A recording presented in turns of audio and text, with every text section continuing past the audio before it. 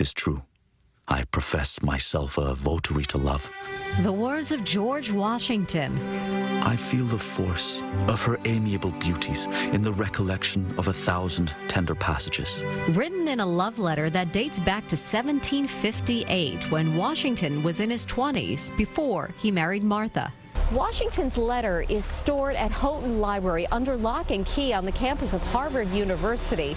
But who is this letter actually about? While it was written to a woman in Virginia, it may actually be about an heiress from New York. It's the subject of quite a bit of research interest. One of the very few that talks about love. Yeah, that's exactly right. Washington wrote this letter to this woman, Sally Fairfax of Virginia, his close friend's wife.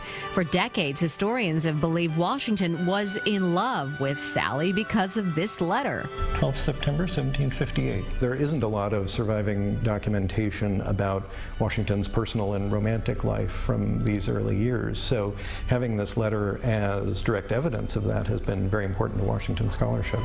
After years of research, documents show Washington could have been writing to Sally, but about another woman, his first love, Mary Eliza Phillips from Yonkers.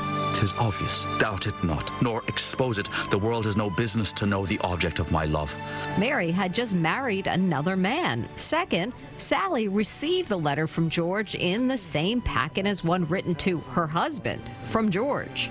While this information won't be found in history books now, it may lead to a final resolution into what some have called one of the great mysteries of George Washington's life.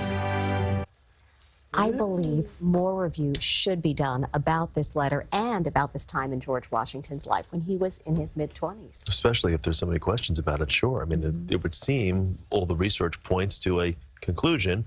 But didn't Martha also want to put a lot of this, but she burned a lot of stuff, letters, right? Well, that's what's been said, that Martha did get rid of a lot of letters.